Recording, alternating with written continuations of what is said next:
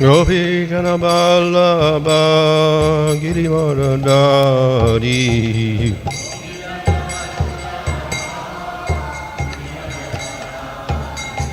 Yasoda Nandana Braja Jana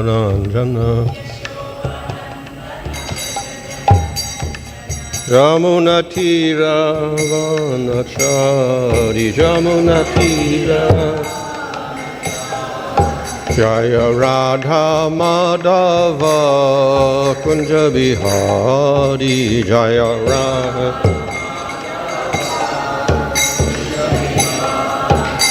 Hare Krishna Krishna Krishna Hare Hare Hare Rama Rama Rama Hare Hare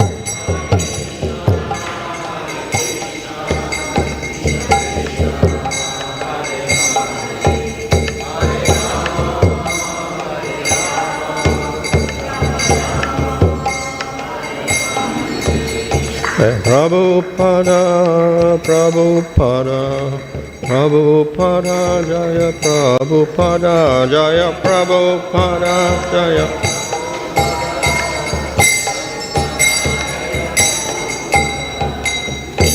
Namaskar Bhagavatam Rajagachara Sisvidesi Bhaktivinoda Swami Prabhupada ki jai. Namachar Hadas Thakur ki jai. Prem se Gaho Sri Krishna Chaitanya Prabhu Nityananda Sri Advaita Gadadhar Gaur Bhaktivinoda ki jai. Sri Sri Radha Krishna Gopa Gopida Shama Kunda Radha Kunda Giri Govardhan ki jai. Shri Vrindavan Dham ki jai. Navadip Dham ki jai. Gang Shrimana Tasi Bhakti Devi ki jai. Ananda Koti Vaishnava Vrinda ki jai. Samavetta Bhaktivinoda ki jai. Go Premanandi. All glory to some of the devotees, all glory to some of the devotees, all glory to some of the devotees, all glory to Sri Guru and Sri Guranga, all glory to Śrīla Prabhupada. Om Namo Bhagavate Vasudevaya. Om Namo Bhagavate Vasudevaya. Om Namo Bhagavate Vasudevaya. Namo Om Vishnu Banaya Krishna Prasthaya Bhutale Shrimate Bhaktivedanta Swami Niti Namine Namaste Saraswata Deve Gauravani Prachadane Nirvashesha Shunyavani Paschatya Desha Tarane Sri Krishna Chaitanya Prabhu Nityananda Sri Advaita Gadadhar Shivasadi Gaur Bhaktarinda Hare Krishna Krishna Krishna Hare Hare Hare Rama Rama Rama Hare Hare. Reading from Srimad Bhagavatam Canto 1, Chapter 4, Verse 6. Katham ālakṣitaḥ pauraiḥ samprāptaḥ kuru-jāṅgalān unmatta-mūka-jaḍavad vicaran gaja-sāhvaye.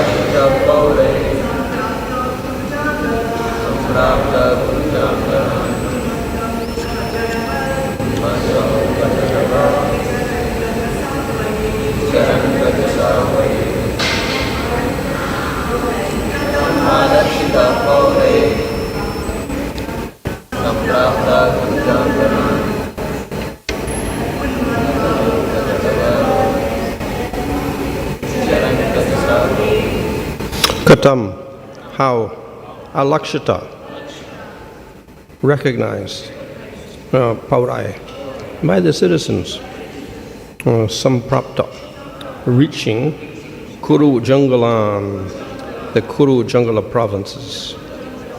Unmatta, mad, mūka, dumb, jaḍavat, stunted, vicaran, wandering, gaja-sāhvaye, Hastināpura. How did he recognized by the citizens? How was he recognized by the citizens when he entered the city of Hastināpura after wandering in the provinces of Kuru and Jāṅgala, appearing like a madman, dumb and retarded? Purport: the present city of Delhi was formerly known as Hastināpura because it was first established by King Hastī. Gosvāmī Śukadeva, after leaving his paternal home, was roaming like a madman, and therefore it was very difficult for the citizens to recognize him in his exalted position. A sage is not, therefore, recognized by sight, but by hearing. One should approach a sādhu or great sage not to see, but to hear him. If one is not prepared to hear the words of a sādhu, there is no profit. Śukadeva Gosvāmī was a sādhu who could speak on the transcendental activities of the Lord. He did not satisfy the whims of ordinary citizens. He was recognized when he spoke on the subject of Bhagavatam, and he never attempted jugglery like a magician. Outwardly, he appeared to be a retarded, dumb madman, but in fact he was the most elevated, transcendental personality. So this is, of course, describing, or it's a question, describing what happened after he got Bhagavatam from his father. அவருடைய தந்தையிடமிருந்து பாகவத ஞானத்தை பெற்ற பிறகு என்ன நடந்தது என்பதை பற்றி இங்கே விளக்கப்பட்டுள்ளது. So as previously, it was described in the previous verse that he was completely detached from everything and was recognized like that also by other people. So this verse continues and describes his condition. முந்தைய பதத்தில் அவர் பற்றின்றி இருந்தார், அதே நிலையில் அவர் மற்றவர்கள் அடையாளம் காணப்பட்டார் என்று குறிப்பிடப்பட்டுள்ளது. இந்த பதம் அதன் தொடர்ச்சியை தருகிறது.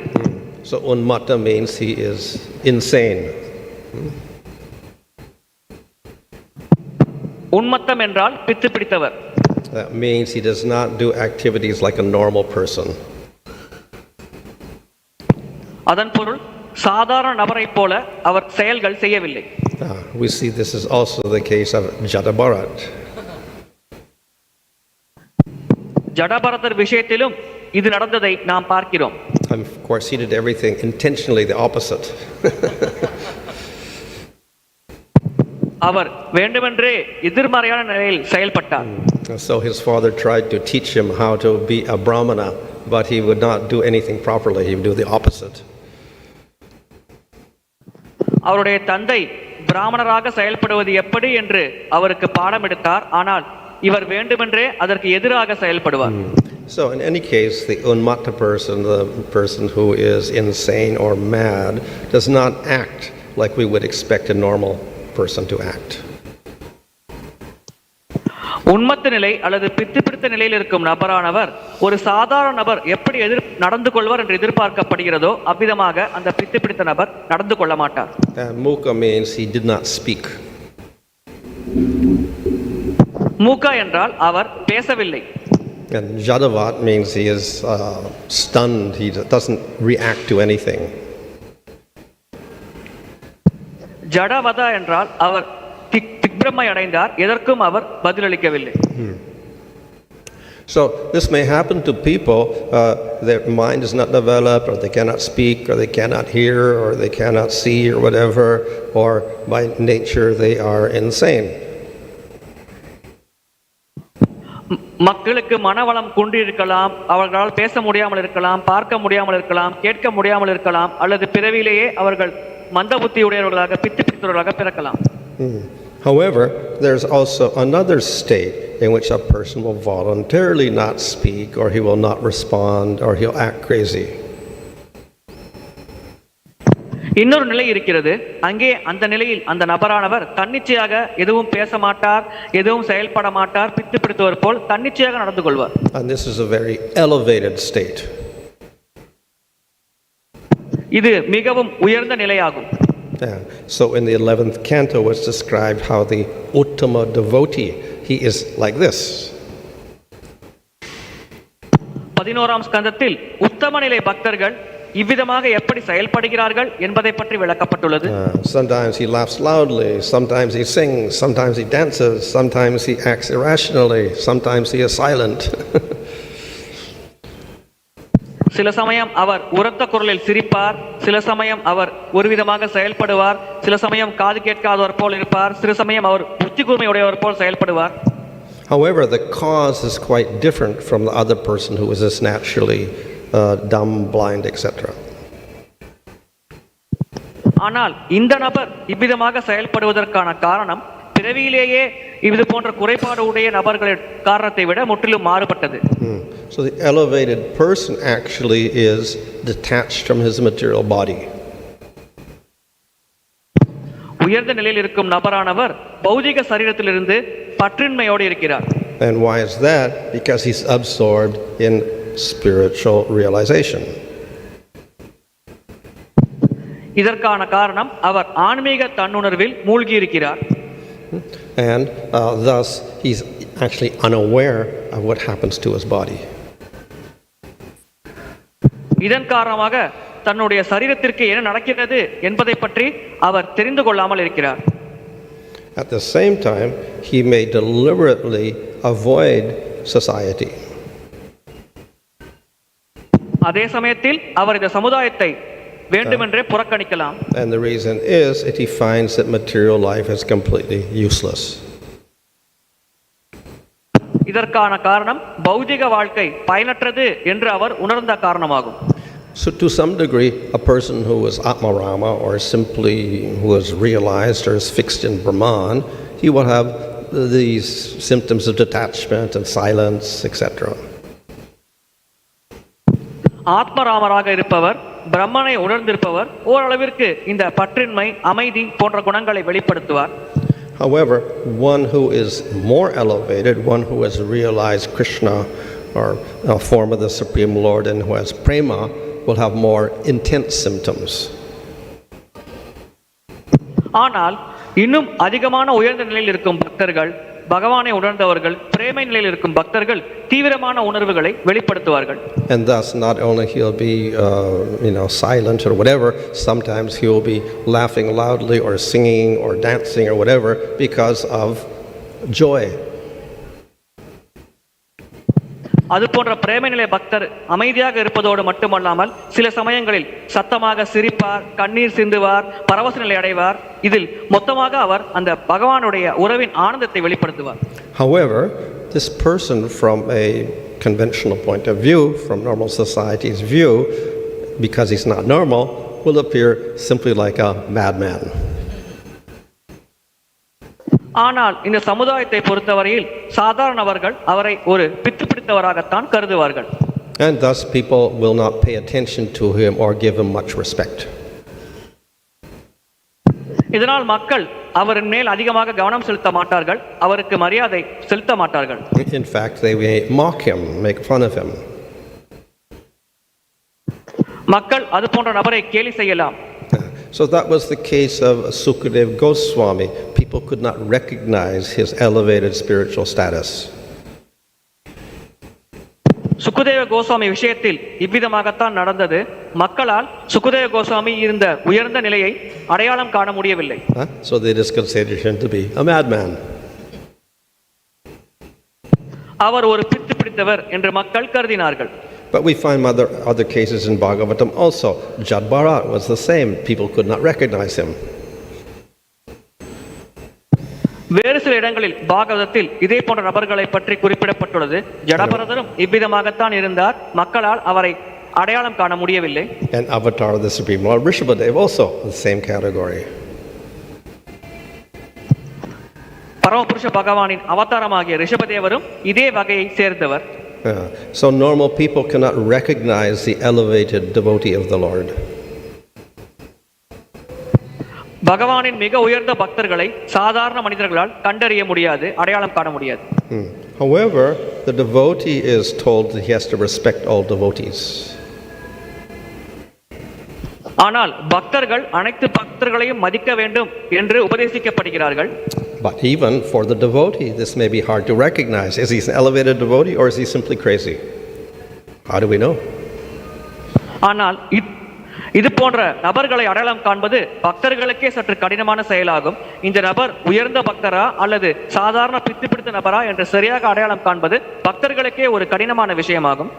So it would take some time to recognize such a devotee. இது போன்ற பக்தரை அடையாளம் காண சிறிது காலம் எடுத்துக்கொள்ளும். So at least to be safe, the devotees are always advised you have to respect all living entities.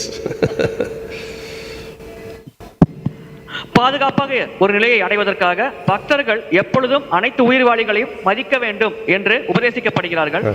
But Prabhupada has mentioned previously here and also in Bhagavad Gita that there is one symptom by which we can tell that elevated devotee. ஒரு அறிகுறி மூலமாக ஒருவர் உயர்ந்த பக்தர் என்று கண்டறிய முடியும் என்று பிரபுபாதர் பகவத்கீதையிலும் இந்த இடத்திலும் குறிப்பிட்டிருக்கிறார். And that is when he speaks, then we can understand. அந்த அறிகுறி அவர் பேசும் பொழுது நாம் அவரின் நிலையை புரிந்து கொள்ளலாம். So for instance we see that Jaḍavat, when he spoke to King Rahugana, suddenly then Rahugana realized, oh, this is not just a simple sudra or a dumb man or whatever, he's very elevated. உதாரணத்திற்கு ஜடபரதர் மன்னர் ரகுகுணரிடம் பேசிய பொழுது ரகுகுணர் ஜடபரதரின் நிலையை புரிந்து கொண்டார். இவர் பித்தி பிடித்த நபர் அல்ல, மிக உயர்ந்த ஆத்மா என்று புரிந்து கொண்டார். And in this purport as well, Prabhupada said you have to hear from the devotee, then you can understand. பக்தரிடமிருந்து கேட்க வேண்டும், அப்பொழுது உங்களுக்கு புரிந்து கொள்ள முடியும் என்று பிரபுபாதர் இந்த பதத்தில் குறிப்பிட்டிருக்கிறார். So therefore the hearing process is very important for the devotee. பக்தர்களுக்கு இந்த கேட்கும் வழிமுறை மிக மிக முக்கியமானது. And what does that devotee speak? பக்தர் எதை பற்றி பேசுவார்? In this case, when he met Parikshit Maharaj, that he spoke Bhagavatam. இந்த இடத்தில் அவர் பரிச்சித் மகாராஜரை சந்தித்த பொழுது அவர் பாகவதத்தை பற்றி பேசினார்.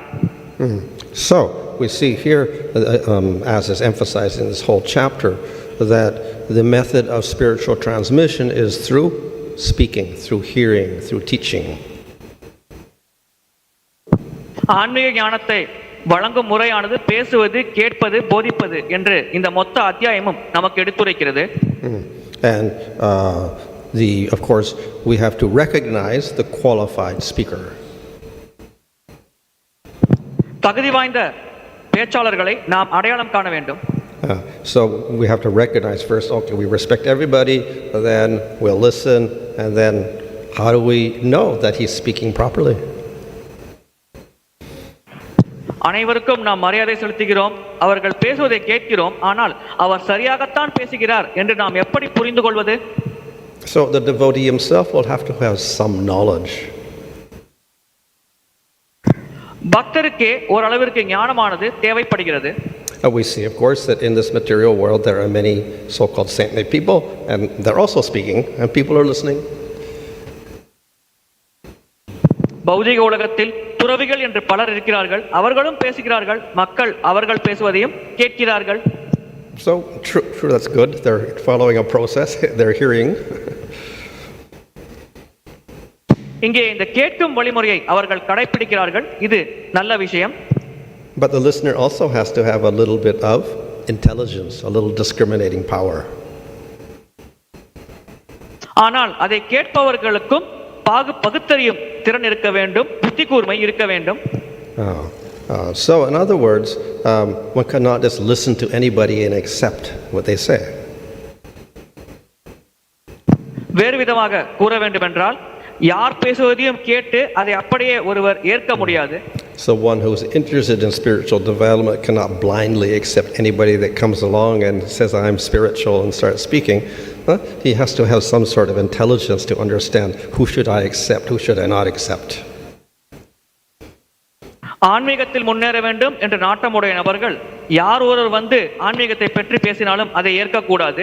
அவருக்கு புத்தி கூர்மை இருக்க வேண்டும். யார் பேசுவதை கேட்க வேண்டும், யார் பேசுவதை கேட்கக்கூடாது என்று பகுத்தறியும் திறனானது அந்த நபருக்கு இருக்க வேண்டும். We can say, well, I'm so ignorant, so how can I get that discrimination? Because I don't know anything. That's why I've come to listen. நாம் கூறலாம், நான் அறியாமையில் இருக்கிறேன், எனக்கு எப்படி அந்த பகுத்தறியும் திறன் இருக்கும், எனக்கு எதுவுமே தெரியாது, இதன் காரணமாகத்தான் நான் இதை கேட்க வந்திருக்கிறேன் என்று. Yeah, that's true. One is ignorant. Still, we do have to think a little bit. ஒருவர் அறியாமையில் இருக்கிறார் என்பது உண்மைதான். ஆனால் ஓரளவிற்கு அவர் தன்னால் முடிந்தவரை சிந்தித்து பார்க்க வேண்டும். For instance, if you're going to a university or a school or whatever, then of course you can just choose any school without discrimination. And you want to take medicine, you go to the law school, or you go to the economics course or whatever. But no, we use our intelligence, we choose the proper school with the proper qualification. பௌதிக உலகத்தில் நம்முடைய ஆசைக்கேற்ப அந்த குறிப்பிட்ட படிப்பை படிக்க அந்த குறிப்பிட்ட பள்ளிக்கு செல்லலாம். நம்முடைய புத்தி கூர்மையை பயன்படுத்தி சரியான கல்வி நிறுவனம் எது என்று நாம் தேர்ந்தெடுக்கலாம். So therefore, spiritually speaking, also we have a simple process. ஆன்மீகமான ஞானத்தை கேட்பதற்கும் ஒரு சுலபமான வழிமுறை இருக்கிறது. So, what are they speaking? They should be speaking at least scripture. அது போன்ற ஆன்மீக ஞானத்தை பேசுபவர்கள் குறைந்தபட்சம் சாஸ்திரத்திலிருந்து பேச வேண்டும். Of course, everybody can say, I'm speaking scripture. நான் சாஸ்திரத்திலிருந்து தான் பேசுகிறேன் என்று அனைவரும் கூறலாம். So then we do have to have a knowledge of what is scripture, what are the scriptures and what are not scriptures. அந்த இடத்தில் சாஸ்திரத்தை பற்றிய ஞானம் நமக்கு இருக்க வேண்டும். எது சாஸ்திரம், எது சாஸ்திரம் இல்லை என்று கண்டறியும் திறன் நமக்கு இருக்க வேண்டும். Certain things are accepted as scripture. Four Vedas, Upanishads, Brahma Sutras, Mahabharata, Ramayana, Puranas, Smriti Shastras. These are scriptures. If they were speaking that, okay, we can accept. 4 வேதங்கள், உபனிஷத்கள், மகாபாரதம், ராமாயணம் போன்ற புராணங்கள் இவை அனைத்தும் சாஸ்திரத்தின் ஒரு பகுதியாக கருதப்படுகிறது. பேசுபவர் இதிலிருந்து பேசினால் அவர் சாஸ்திர ஞானத்தை வழங்குகிறார் என்று நாம் ஏற்றுக்கொள்ளலாம். Of course, we have to check. They'll say, oh, I'm speaking Veda or I'm speaking Purana, but we don't know what's in those books. They can speak any nonsense and say, I'm speaking from the Vedas. வேதங்களிலிருந்து அவர் பேசுகிறாரா, புராணங்களிலிருந்து பேசுகிறாரா என்று நாம் கண்டறிய வேண்டும். ஆனால் உண்மையில் வேதங்களில் என்ன இருக்கிறது என்று நமக்கு தெரியாத காரணத்தினால் அவர் ஏதோ உளறினால் கூட அதை நாம் வேதங்கள் என்று ஏற்றுக்கொள்ளக்கூடிய நிலையில் இருக்கிறோம். So again, we need a little bit of intelligence. எனவே நமக்கு ஓரளவுக்கு புத்தி கூர்மை தேவைப்படுகிறது. Another way we can check not the scripture is tradition. இன்னொரு வழி மூலமாக அது சாஸ்திரத்தில் இருக்கிறதா என்று கண்டறிய முடியுமா என்றால் அது பாரம்பரியத்தை கடைபிடிப்பது.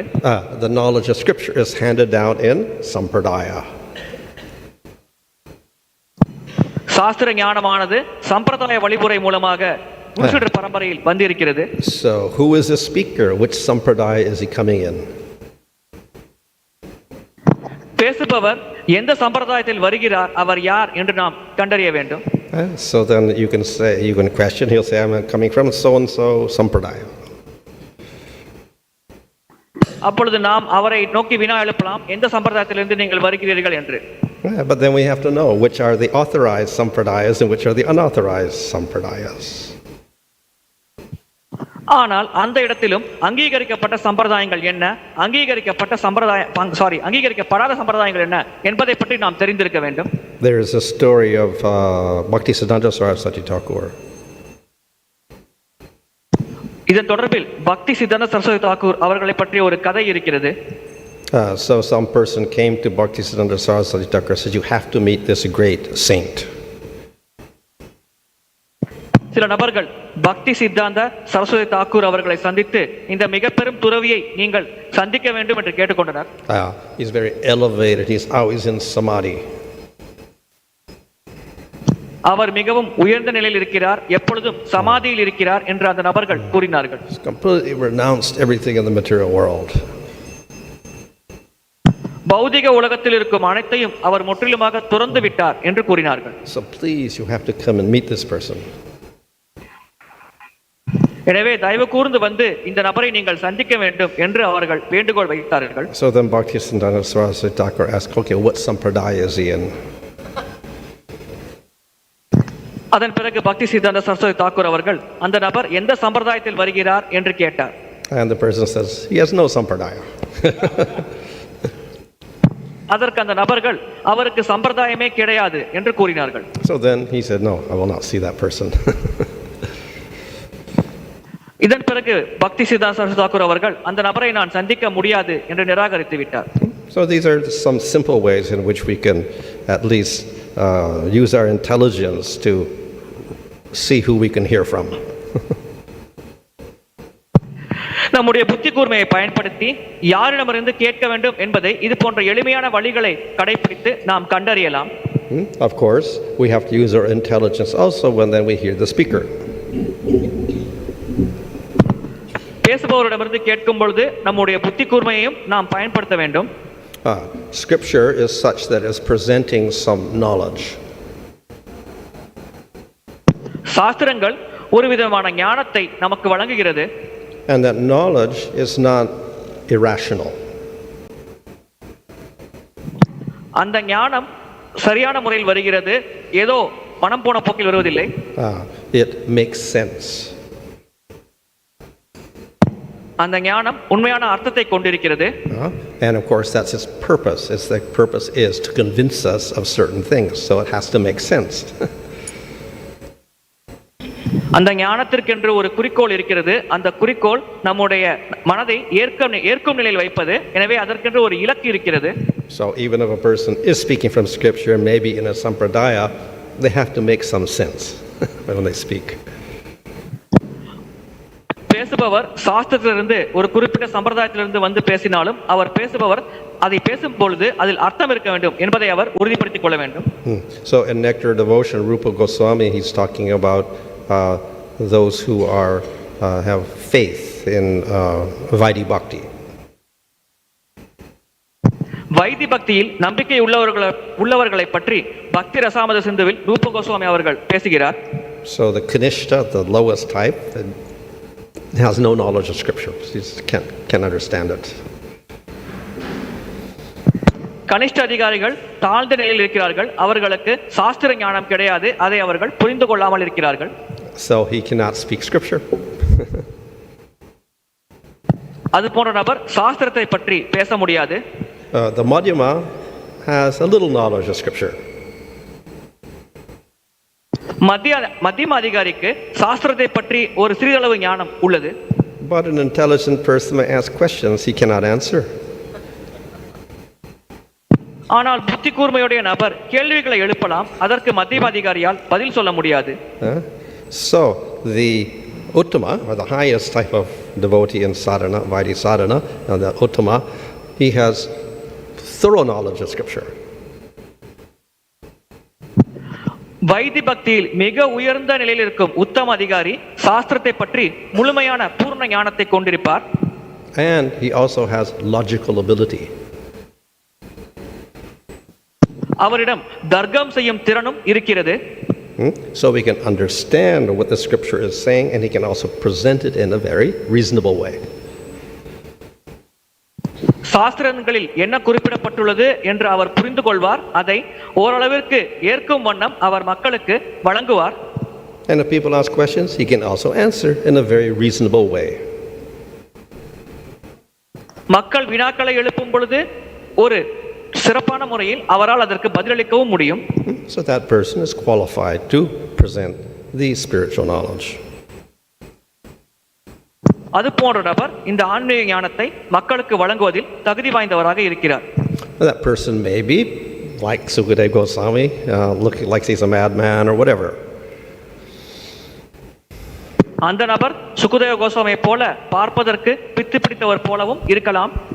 But if he has the proper knowledge, then we accept it. ஆனால் அவரிடம் சரியான ஞானம் இருந்தால் அதை நாம் ஏற்கிறோம். Of course, with Śukadeva, another point is that not only did he speak to Parikshit Maharaj, but there were many senior people listening and they all approved. So, it had the approval of many other saintly people. Sukadeva Goswami பரிஜித் மகாராஜிடம் மட்டும் பேசவில்லை. அந்த சபையில் பல மூத்த வைஷ்ணவர்கள் நபர்கள் இருந்தார்கள். அவர்களும் இவர் பேசுவதை ஏற்றுக்கொண்டார்கள். எனவே அவர்களின் ஒப்புதலை வாங்கித்தான் சுகதேவ கோஸ்வாமி பேசினார். So in this way, the knowledge is transmitted properly and the person can hear properly. இவ்விதமாக ஞானமானது சரியான முறையில் வழங்கப்படுகிறது. அதை கேட்பவரும் அதை சரியான முறையில் கேட்க முடிகிறது. Hare Krishna.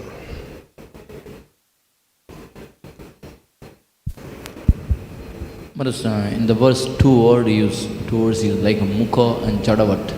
Mukha means dump and jaḍavat means like a not moving, unmovable. Jaḍavat means like a not moving, unmoving, you can say that object. But in the for the sadhakas, these two qualities are completely contradictory, means opposite. Because devotees are not mukha or they are not jaḍavat also. So then how can we apply the Śukadeva Gosvāmī? இந்த பதத்தில் முக்கா வாய் பேச முடியாதவர், அசைய முடியாதவர் என்ற ஒரு வார்த்தைகள் பயன்படுத்தப்பட்டுள்ளது. ஆனால் பக்தர்களுக்கு இது பொருத்தமில்லாமல் இருக்கிறது. எனவே சுகதேவ கோஸ்வாமி கூறியது பக்தர்களுக்கு எந்த வகையில் பொருந்தும் என்பதை பற்றி விளக்க முடியுமா? As I mentioned, a person who is very elevated in bhakti may be like this person in prema.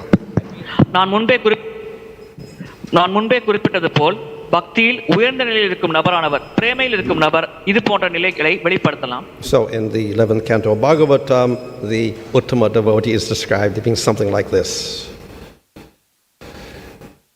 Bhagavatam 11ஆம் ஸ்கந்தத்தில் உத்தம அதிகாரியை பற்றி விளக்கும் பொழுது இது போன்ற அறிகுறிகள் தென்படலாம் என்று குறிப்பிடப்பட்டுள்ளது. But if he can never speak any knowledge, then what's the use? He may just be a madman, we don't know. ஆனால் ஞானத்தை வழங்க முடியாவிட்டால் அதனால் என்ன பயன்தான் இருக்கிறது? அது போன்ற நபர் பித்து பிடித்தவராகவும் இருக்கலாம், அது நமக்கு தெரியாது. But he may not be like this and he may give the knowledge also. So we have persons like Narada Muni. They are not looking like madmen. Of course they are saintly and whatever. He has matted locks, but he doesn't act like a madman. And he presents knowledge also. ஆனால் இது போன்ற பித்து பிடித்து அறிகுறிகளை வெளிப்படுத்தாமலும் சாதாரணமாக ஒரு நபர் ஞானத்தை வழங்கவும் செய்யலாம். உதாரணத்திற்கு நாரத முனிவர் இங்கே குறிப்பிடப்பட்டுள்ள அறிகுறிகளை வெளிப்படுத்தவில்லை, ஆனால் அவர் அற்புதமான ஆன்மீக ஞானத்தை வழங்கினார். And if a person is not on the level of prema but on the sadhana bhakti, then definitely he's generally not going to look like this with mad or whatever. He'll look like a normal person. பிரேமை நிலையில் இல்லாமல் சாதன பக்தி நிலையில் இருக்கும் நபர்கள் நிச்சயமாக இது போன்று பார்ப்பதற்கு தென்பட மாட்டார்கள். அவர்கள் பார்ப்பதற்கு சாதாரண மனிதர்கள் போலத்தான் இருப்பார்கள். But if they can speak and explain scripture nicely, then they should be heard. ஆனால் அவர்களால் சாஸ்திரத்தை பற்றி சிறப்பாக விளக்கம் தர முடியும் என்றால் அவர்கள் பேசுவதை கேட்க வேண்டும். So the externals are not so important. வெளிப்புற அறிகுறிகள் அவ்வளவு முக்கியத்துவம் வாய்ந்தது அல்ல. So there, what Pundarik Vidyanidhi was a very exalted devotee, but he looked like just a regular grihasta sitting on his couch and getting fanned and whatever. He looked like a rich, wealthy man. That's all, enjoying. புண்டரிக் Vidyanidhi ஒரு சிறப்பான பக்தர், ஆனால் பார்ப்பதற்கு அவர் ஒரு வழக்கமான கிரகஸ்தரை போலத்தான் தென்பட்டார். உயர்ந்த விலை மதிப்புள்ள இருக்கையில் அமர்ந்து கொண்டு குடும்ப வாழ்க்கையை அனுபவிப்பவர் போல வெளியே பார்ப்பதற்கு அவர் தென்பட்டார். But then he was also an exalted devotee, so when he saw the peacock feather in the fan, then he went into ecstasy. ஆனால் அந்த மின்சார விசிறியில் அந்த மயிலிறகை பார்த்தவுடன் அவர் பரவச நிலை அடைந்தார். எனவே அது அவருடைய உயர்ந்த பக்தர் என்ற நிலையை எடுத்துரைக்கிறது. So in Bhagavatam we find many devotees who are not like this. We have Yudhishthira Maharaj, Arjuna, all the great kings were acting like kings or whatever. They weren't acting like madmen. இது போன்ற பித்து பிடித்த அறிகுறிகளை வெளிப்படுத்தாமல் பாகவதத்தில் பல பக்தர்களை பற்றி விளக்கம் தரப்பட்டுள்ளது. உதாரணத்திற்கு யுதிஷ்ட மகாராஜர், அர்ஜுனர் போன்றவர்கள் மன்னர்களாக செயல்பட்டார்கள். இது போன்ற பித்து பிடித்த நிலையை எடுத்துரைக்கவில்லை. But if they're speaking properly scripture and speaking reasonably, then we have to listen to them. சரியான முறையில் அவர்கள் சாஸ்திரத்தை பற்றி பேசினார்கள் என்றால் நிச்சயமாக நாம் அவர்கள் பேசுவதை கேட்க வேண்டும். Hare Krishna Maharaj. According to the Nectar of Devotion's definition of Kanishtha-adhikari, Madhyama-adhikari and Uttama-adhikari, is there an explanation of about the 9 stages? Where does Nectar of Devotions, Kanishtha-adhikari or Madhyama-adhikari and Uttama-adhikari, where do they fall? Because all 3 are described within the definition of Vaidhi sadhana bhakti. So is there an explanation, Maharaj? கனிஷ்ட மத்தியம உத்தம அதிகாரிகள் why this சாதன பக்தியின் கீழ் விளக்கம் தரப்படுகிறார்கள். எனவே இந்த பக்தியின் 9 நிலைகளில் இந்த கனிஷ்ட மத்தியம உத்தம அதிகாரிகள் எந்த நிலையில் இருப்பார்கள் என்று பக்தி ரசாமர சிந்துவில் ஏதேனும் ஒரு விளக்கம் தரப்பட்டுள்ளதா? Those definitions given in the first part of Nectar Devotion are in relation to Vaidhi sadhana bhakti. They're not in prema. பக்தி ரசாமர சிந்துவின் முதல் பகுதியில் கொடுக்கப்பட்டுள்ள விளக்கங்கள் அனைத்தும் வைதி சாதன பக்தியோடு தொடர்புடையது, பிரேம நிலையோடு தொடர்புடையது அல்ல. So it describes 3 stages of faith. நம்பிக்கையில் இருக்கும் 3 நிலைகளை பற்றி அங்கே விளக்கப்பட்டுள்ளது. Faith, of course, is qualification to begin sadhana bhakti. சாதன பக்தியை தொடங்குவதற்கு நம்பிக்கை அடிப்படையான தகுதியாகும். But as we progress through sadhana, then that faith deepens or becomes stronger. சாதன பக்தியில் நாம் முன்னேற அந்த நம்பிக்கை இன்னும் ஆழமானதாக பலமானதாக மாறுகிறது. So the first stage is called komala shraddha, weak faith. That's the kanishta. முதல் நிலை கோமல ஸ்ரத்தா அல்லது பலவீனமான நம்பிக்கை. இது கனிஷ்ட அதிகாரிகளுக்கு பொருந்தும். But the faith actually is related to scripture. ஆனால் இந்த நம்பிக்கை சாஸ்திரங்களோடு தொடர்புடையது. Yeah. So we perform bhakti because we have faith that what scripture says is true. சாஸ்திரங்களில் கூறப்படுவது உண்மை என்று நாம் நம்பிக்கை கொண்டிருக்கும் காரணத்தினால் நாம் பக்தியில் ஈடுபடுகிறோம். So one who is a kanishta, he has faith, he accepts the scripture, but he has very little understanding of what the scriptures say. Okay, Krishna is God. Fine. கனிஷ்ட அதிகாரியாக இருப்பவரிடம் நம்பிக்கை இருக்கிறது, அவர் சாஸ்திரத்தை ஏற்கிறார். ஆனால் கிருஷ்ணரை பற்றி மிக குறைந்த அளவில் தான் அவர் புரிந்து கொண்டிருக்கிறார். கிருஷ்ணர் பகவான் என்ற அளவில் மட்டுமே கனிஷ்ட அதிகாரிகள் புரிந்து கொண்டிருக்கிறார்கள். But if someone asks, why is Krishna God? Why not Shiva? Why not Durga? Why not Ganesh? He can't answer.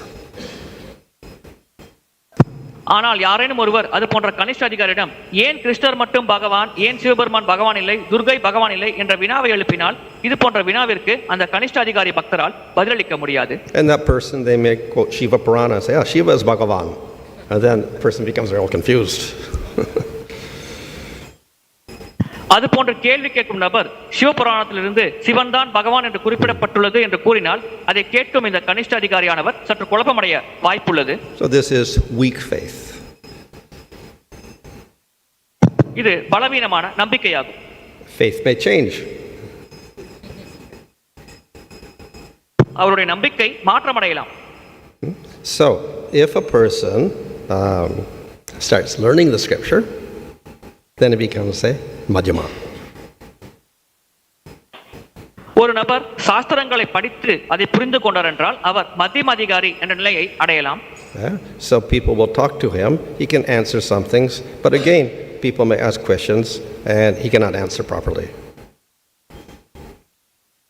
மக்கள் அது போன்ற மத்தியம அதிகாரியோடு பேசும்பொழுது சில கேள்விகளை கேட்கலாம். அதில் சில கேள்விகளுக்கு அவர் பதிலளிக்கலாம், சில கேள்விகளுக்கு அவரால் பதிலளிக்க முடியாமலும் இருக்கலாம். But because of some knowledge of scripture, his faith is stronger. So therefore his faith will not waver like the kanishta.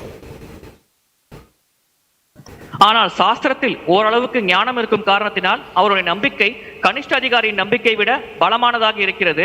கனிஷ்ட அதிகாரியின் நம்பிக்கை பலவீனமானதாக மாற்றமடையக்கூடும். ஆனால் இந்த மத்தியம அதிகாரியின் நம்பிக்கை அவ்விதமாக பலவீனமானதாக மாற்றமடையக்கூடியதாக இருப்பதில்லை. Then the uttama in faith has thorough knowledge of scripture. உத்தம பக்தரானவர் சாஸ்திரத்தை பற்றி பூரண ஞானத்தை கொண்டு முழுமையான நம்பிக்கை கொண்டிருப்பார். Consequently, his faith is very deep. இதன் காரணமாக அவரின் நம்பிக்கை மிக மிக ஆழமானது. And he has some logic, so he can convince other people. அவரிடம் தர்க்கம் செய்யும் திறன் இருக்கிறது. இதன் காரணமாக அவர் மற்ற நபர்களையும் இவரின் கருத்தை ஏற்க வைக்க முடியும். So these stages, we can say we want to talk about bhakti. Okay, we have an artha-nivritti or bhajana kriya. So the kanishta starts somewhere in bhajana kriya, starts in no faith, little knowledge. Then he develops knowledge and is going through an artha-nivritti, etc. So we can say that's the madhyama. And then if he's firmly fixed, then we can say he's like nishta. So approximately we can say that. கனிஷ்ட அதிகாரியானவர் பஜன கிரியா போன்ற நிலையில் ஆரம்பிப்பார் பக்தியை. அதன் பிறகு அவர் அனர்த்த நிவர்த்தி வரும்பொழுது அவர் இந்த மத்தியம அதிகாரி என்ற நிலையை அடைவார். அதன் பிறகு படிப்படியாக முன்னேறி நிஷ்டா ஆசக்தி போன்ற நிலைகளை அடையும் பொழுது அவர் பக்தியில் முன்னேறி உத்தம பக்தர் என்ற நிலையை அடைவார்.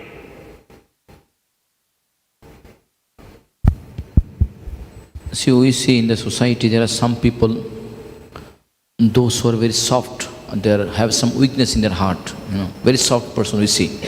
And sometimes we see that some of the religious people try to misuse their weakness of the heart, and try to convert them according to their according to their choice. So is it because of this weakness of their heart, that person weakness of their heart, that these people are trying to exploit them? Is it because of weakness in சமுதாயத்தில் சில நபர்கள் மனம் பலவீனமானவர்களாக இருப்பார்கள். அது போன்ற நபர்களை இந்த வேற்று மதவாதிகள் என்று கூறும் நபர்களானவர் தங்கள் மதத்திற்கு மாற்று முயற்சிப்பார்கள். எனவே இவர்கள் இந்த மதம் மாற்று முயற்சியை செய்வதற்கான காரணம் இந்த நபர்களின் இதய பலவீனம் தான் என்று நாம் புரிந்து கொள்ளலாமா? Ultimately, because people have material desires, people will offer them certain fulfillment of the material desires, so get attracted to that. மக்களிடம் பௌதிகமான ஆசைகள் இருக்கிறது. எனவே இது போன்ற நபர்கள் அது போன்ற பௌதிகமான ஆசைகள் பூர்த்தி அடையும் என்று குறிப்பிடும் பொழுது இந்த நபர்கள் தங்கள் நம்பிக்கையில் மாற்றத்தை ஏற்படுத்தலாம். That of course is not spiritual. ஆனால் இது ஆன்மீகமானது அல்ல. But most people who start spiritual life, they mix, so they have some material desire and some spiritual desire, so you can attract them with those material things. ஆன்மீக வாழ்க்கை தொடங்கும் பொழுது பொதுவாக அந்த நபரிடம் ஆன்மீக ஆசைகளும் இருக்கலாம், பௌதிக ஆசைகளும் இருக்கலாம். எனவே அவரிடம் இருக்கும் பௌதிக ஆசைகளை கொண்டு ஒருவர் அவரை கவர்ந்திழுக்கலாம். Still, some people have some intelligence. இருப்பினும் சில நபர்கள் புத்தி கூர்மை உடையவர்களாக இருப்பார்கள். Other people may not have that intelligence. மற்றவர்கள் அந்த அளவிற்கு புத்தி கூர்மை இல்லாமலும் இருக்கலாம். And even if you tell them, okay, that's not proper, then they don't listen. எனவே அது போன்ற நபர்களிடம் இது சரியில்லை என்று நீங்கள் கூறினாலும் அதை அவர்கள் பெரிதாக பொருட்படுத்த மாட்டார்கள், கேட்க மாட்டார்கள். So their faith that they will get their material desires are fulfilled is too strong, so therefore they don't even listen to intelligent advice. பௌதிகமான ஆசைகள் நிறைவேறும் என்ற நம்பிக்கை அவர்களிடம் பலமாக இருக்கும் காரணத்தினால் புத்தி கூர்மையுடைய உபதேசத்தை ஒருவர் வழங்கினாலும் அதை அது போன்ற நபர்கள் கேட்க மாட்டார்கள். We hear from some devotees, before coming to Krishna consciousness, they were connected to some of the organization. Some of the organization, although they are not, that organization was not authorized. And after coming to Krishna, they start lament, why did I join there? Why didn't I came here before? Like this we hear sometime. So it's not that he didn't get a Krishna consciousness before. Actually, he had some kind of sukhi, or he had, but somehow or other he was connected with the wrong person. Mm-hmm. So because of this happening, he was misguided. So that means what is it? Because society, many kind of people are there in the society. So now the person, he is connected to the home, and according to that he developed the faith also. So what's the question? Question is that because there are many we can say that wrong leader, due to that they are misusing the people. So I'm saying that it's not only person, that some leader also that problem is there. Oh, you're saying it's the fault of the leader, not the fault of the person. Yeah, because they are misusing that people, you know. Well, as I said, people have to be responsible for their choices. இது போன்ற தவறான தேர்வுகளை செய்வதன் மூலமாக அந்த தவறு அந்த தேர்வு செய்யும் நபரிடம் மட்டுமல்ல, பொறுப்பற்ற தலைவர்களிடமும் இருக்கிறது. எனவே அவர்களுக்கும் அந்த தவறான செயல் செய்வதற்கான பொறுப்பு சேரும் என்பது பக்தரின் கேள்வி. அதற்கு மகாராஜரின் பதில், இது மக்கள் பொறுப்புள்ளவராக இருக்க வேண்டும். அவர்கள் செய்யும் தேர்வுக்கு அவர்கள் தான் முழு பொறுப்பையும் ஏற்க வேண்டும். If they make a choice, later they discover, okay, I don't think this is the proper choice, then they can change their mind. அவர்கள் ஒரு தேர்வை செய்துவிட்டு சிறிது காலம் கழித்து அந்த தேர்வு சரியானதல்ல என்று புரிந்து கொண்டால் அவர்கள் மனதை மாற்றிக்கொள்ளலாம். So that's a fortunate person. அது போன்ற நபர் அதிர்ஷ்டசாலியான நபர் ஆவார். Another person doesn't change. He just keeps going in that one direction. So that's unfortunate. மற்றொரு நபர் அபிதமாக மாறாமல் அதே திசையில் தொடர்ந்து பயணித்தால் அவர் துரதிர்ஷ்டசாலி. We can say that he has not developed faith to a significant degree so that he can actually accept the higher truth.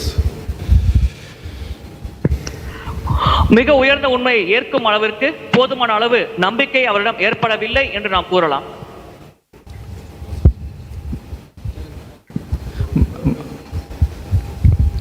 Hare Krishna Maharaj.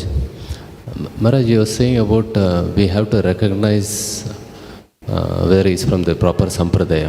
The question is, did sampradaya always exist? Because when Jadapartha spoke, there was no sampradaya at that point of time.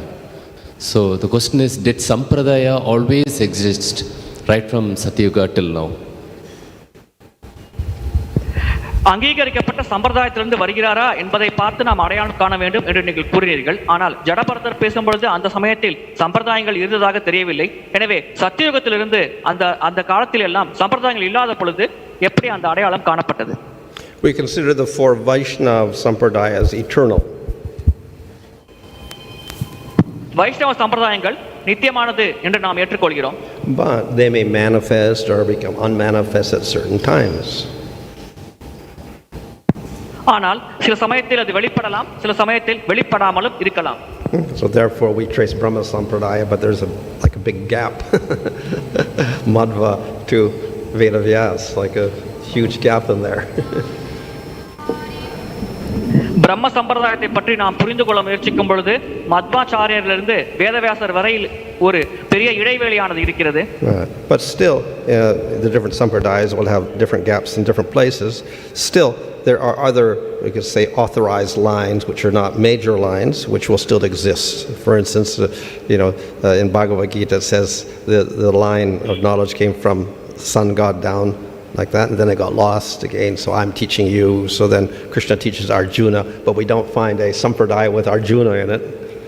So there are some lines that we don't call the authorized sampradayas, but they're also bona fide. சில சம்பிரதாயங்கள் அவ்விதமாக அங்கீகரிக்கப்பட்ட சம்பிரதாயங்களாக இருக்கலாம். இது போன்ற இடைவெளியானது ஏற்படலாம். ஆனால் பகவத்கீதையில் பார்க்கிறோம், இந்த ஞானமானது முதலில் நான் சூரிய பகவானுக்கு உபதேசித்தேன், இதன் பிறகு உனக்கு உபதேசிக்கிறேன் என்று. எனவே அந்த வகையில் அங்கே ஒரு பெரிய இடைவெளி இருந்தாலும் அந்த ஞானத்தை நாம் அங்கீகரிக்கப்பட்ட ஞானமாக ஏற்றுக்கொள்கிறோம். Hare Krishna. Maharaj, we see in Chaitanya Leela that Mahaprabhu's way of teaching was Kirtaniya Sadahari. And then Jagai, Madhai and various types of sinful men were converted into Vaishnavism. Now, when they were converted into Vaishnavism, so what was the effect? Did they follow Varnashram or did they not follow Varnashram? Jagai மடாய் போன்றவர்கள் வைஷ்ணவ கொள்கைக்கு மாற்றப்பட்டார்களே, அவ்விதமாக சைத்தன்ய மகாபிரபு காலத்தில் மாற்றப்பட்டவர்கள் வைஷ்ணவ கோட்பாடுகளை கடைபிடித்தார்களா அல்லது கடைபிடிக்காமல் இருந்தார்களா? Afterward, where they followed? Well, they were following mainly bhakti. பிரதானமாக அவர்கள் பக்தியை கடைபிடித்தார்கள். And everything else, whatever they followed, was secondary to that. அதன் பிறகு அவர்கள் கடைபிடித்த அனைத்தும் இரண்டாம் பட்சமாக தான் இருந்தது.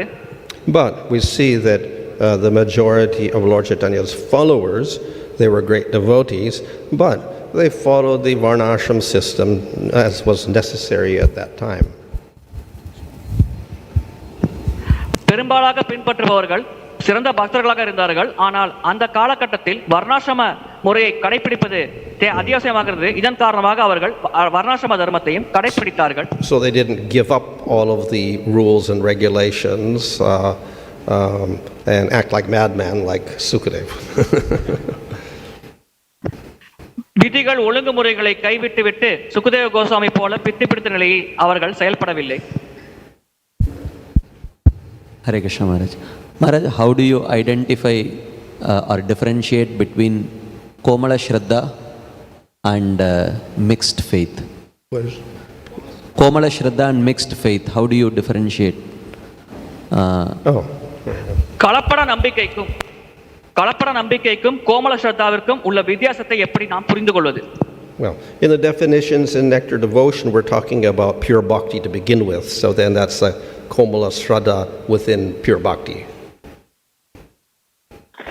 பக்தி ரசாந்த சிந்துவில் தொடக்கத்தில் நாம் தூய பக்தியோடு தொடங்குகிறோம் என்று குறிப்பிடப்பட்டுள்ளது. எனவே அது தூய பக்தியில் இருக்கும் கோமல ஸ்ரத்தாவாக கருதப்படலாம். So in other words, the person is agreeing to worship the Lord and he's not trying to worship the Lord for material gain. வேறு விதமாக கூற வேண்டும் என்றால் அந்த நபர் பரமபுருஷ பகவானை வழிபடுவதை ஏற்கிறார், பௌதிக லாபத்திற்காக அவர் பகவானை வழிபடுவதில்லை. But because of lack of knowledge, therefore people can convince him to lose his faith. That's all. ஆனால் சரியான ஞானம் இல்லாத காரணத்தினால் மக்கள் அவருடைய நம்பிக்கையில் மாற்றத்தை ஏற்படுத்தலாம். அதனால் இவர் நம்பிக்கையை இழக்கலாம். In which case they may convince him to strive for material gains or worship somebody else. இது போன்ற நபரை மக்கள் பௌதிக லாபத்திற்காக முயற்சி செய் என்று கூறலாம், அல்லது வேறு யாரேனும் ஒருவரை வழிபடு என்று கூறலாம். However, our acharyas say that yes, he may get convinced a little bit, but eventually, again, he rejects that and he comes back and practices pure bhakti. So that's his qualification. இது போன்ற சம்பவங்களில் அவர் சிறிதளவு மக்கள் கூறுவதை ஏற்கலாம், ஆனால் காலப்போக்கில் மீண்டும் அதை கைவிட்டுவிட்டு தூய பக்திக்கு அவர் வந்து விடுவார்.